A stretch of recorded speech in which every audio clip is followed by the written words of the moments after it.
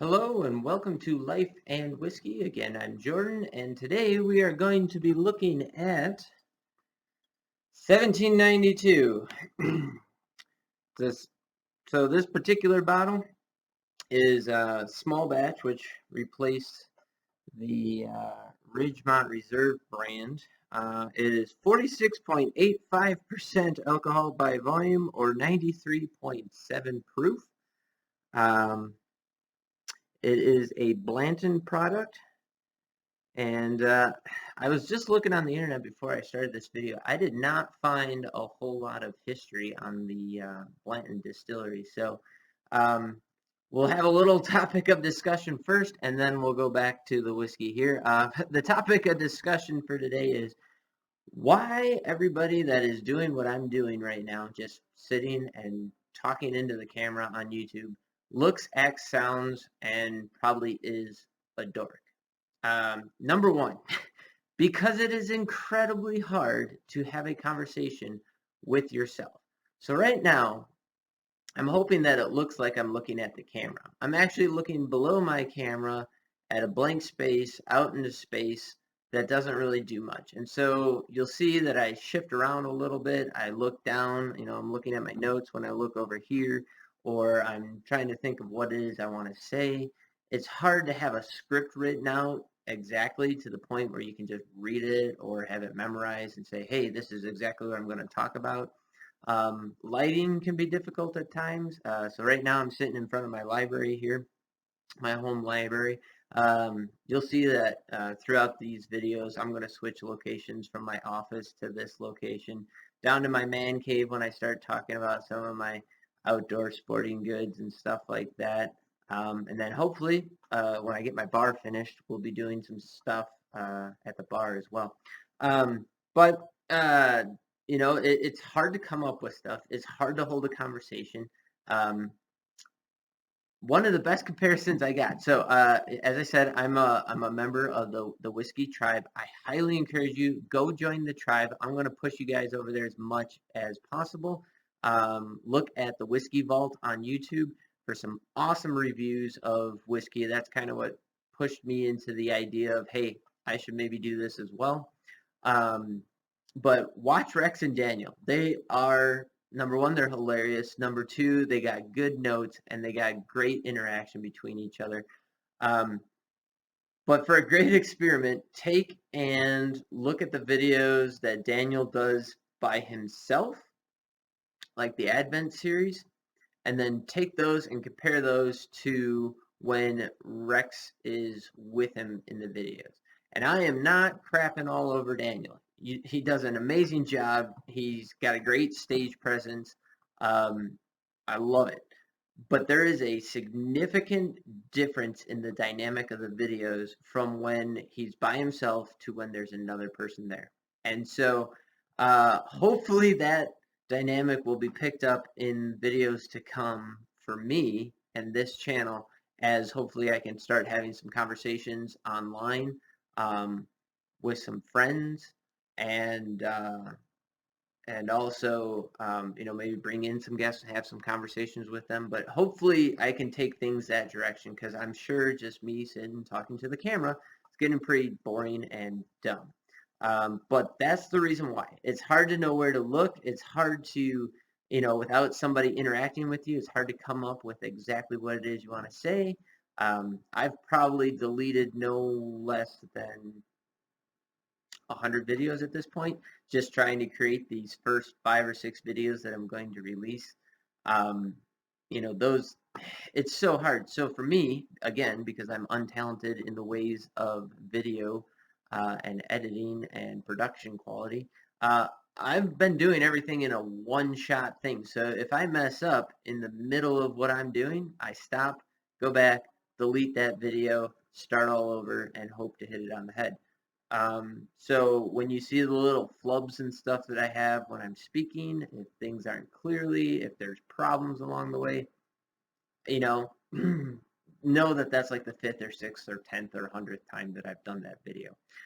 Same with my gaze. If I'm not quite focused on the camera or whatever, I'm trying. I'm hoping to get a little bit better at that as I continue on. But yeah, so when you're critiquing other YouTubers and maybe crapping on them as you watch their videos or not watching their videos, think about that. It's incredibly difficult. Also, the whiteness, like, yes, I'm pretty white to start with, but due to the lighting situation, I do not have any augmented lighting. I just have the natural light that's in the room and stuff. Um, I look fairly white. There's some people that look like, they make Casper look pretty colored compared to them when they're in there. Like if I get closer to the screen, of course, then it's brighter and whatever else. If I get further back, a little bit more natural color. Things like that. I get it. It is not easy to just sit here and start talking about something and not have it all scripted out. So please forgive me. This is only a few videos in at this point. So yeah, please stick with me. If you got any tips or anything, let me know. That'd be greatly appreciated. Um, but that's kind of something I just wanted to address and make Copa, apologize for that up front. So okay, getting back to the 1792 again. I'm kind of going through some bottles that I have already had a little bit out of. The Buffalo Trace video that I did, that was a new bottle that I had only just had a glass out of. Some of these other ones you'll see I've had a little bit more than a glass out of them. But you know what? Whiskey's meant to be enjoyed, and if it's just sitting in the bottle, what good is it doing you? So, like I said, did a little bit of research on this, didn't come up with a whole lot. It's out of the Barton Distillery out of Bardstown, Kentucky. The distillery was established at that location in 1879. Well, there you go, folks. Isn't that awesome? I get my very first experience trying to splice clips together here because my computer just locked up on me. So just like I was saying, not a pro at this, and I'm dealing with some pretty crappy equipment. My computer is from 2014, and I think I only paid $350 for it at the time. So, parts and pieces aren't quite integrated fully and don't function properly all the time. So I'm going to try and, actually do some editing here with the last clip that ended abruptly and this clip, and hopefully you won't see too much difference between them. And if not, then there'll just be two separate videos and you'll know why. But getting back into it, 1792, that's what we're focusing on here. And as I was saying, I had looked at the distillery and I didn't have a lot of information available. But it's a fairly high proof in alcohol. That's something that I just want to briefly touch on. So alcohol by volume is ABV, and you'll see on every bottle of liquor that there is a percent ABV, so alcohol by volume listed, and there is also a proof listed. And simply put, proof is 2 times the alcohol by volume. And hopefully I'll do a video on that a little bit later on down the road as well, and maybe we can discuss that a little bit more. But just for now, that's all you need to know is alcohol by volume and proof. They go together, and so yeah, hopefully that's not completely confusing for you. And the higher the percentage alcohol by volume, the more burn you're going to get, but also typically the more complex the flavors are going to be. And so yeah, with that, let's get into this bottle and see what we got. And again, I was using that the Bourbon Tasting Notebook by Susan Reigler and Michael Veach. And what I've been using that for is to take and here, I'll pour this in camera view here. Take and go through that book, marking them off as I go. So it's a good record keeping thing for me. And that's what I'm using it for. Now, most of the whiskeys that I'm doing in here, oddly enough, actually are award-winning whiskeys in one category or another, but they're really good. And just because it's award-winning doesn't mean that you are personally going to like it. So, I'm not going to crap on you if you have different flavors, profile, and preferences than I do, and nobody should. Again, I'm going to go back to the Whiskey Tribe. I really believe in what they stand for and the rules that they have. Their number one rule is, don't crap on somebody else for the way that they like their whiskey. Yeah, if you haven't already, I'm going to put the link in the description below. Join up for the Whiskey Tribe. I think you'll really get a lot out of it and a lot of appreciation for it. Anyways, so here we go. So to me, on the nose, straight away, I get cherry, which is not an uncommon note to be found in bourbon. I get a sweet and a caramel, and a light oak flavor, or note in there. A little bit of new leather. And then for me, for some reason, this particular one, this bourbon, every time I smell it, I get an acetone nail polish remover smell. That's what the nose always ends on for me. So like I get all that other stuff first, and then the last thing that I pick up is nail polish remover. So for me, that automatically kind of puts this out of the light category. I'm not a huge fan of this whiskey, but it's not a bad one. And especially at the higher proof, you should expect alcohol burn. Sometimes it's harder to get through that on both the taste and the nose, especially if you're new to it and you're not quite used to that alcohol burn or that high ethanol scent getting up into your nose. It's hard to pick through some of that stuff. So the higher the proof, the more you're going to have to work on it. You might have to acclimate to it in order to pick that stuff out. But yeah, those are basically the notes. I get some leather in there. Yeah, they're all just kind of basic bourbon characteristics.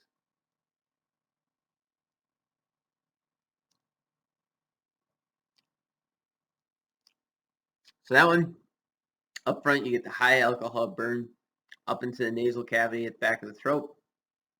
Before that happens, I get a sweet caramel note, and then then I get the burn, and I get some alcohol in it. You get that a little bit of oak flavor in there. There's so to me, this whiskey has a lot of burn, has a lot of the ethanol, acetone, nail polish remover, kind of going into it. I have not tried this one with some water in it to proof it down yet to see what that would do to it. I suspect that if you proof this one down, it's going to open up more and it will hold up well, and it will probably become more friendly without dulling it too much if you put a little bit of water in it. But I've not done that yet. I don't have any water right here at my disposal to try that right away. But I would say that this one's probably not better at the current proof that it's at. But that's just my opinion. Hey, it won awards, recently in the last year or two, specifically for this. So, what do I know? I'm not a judge, right?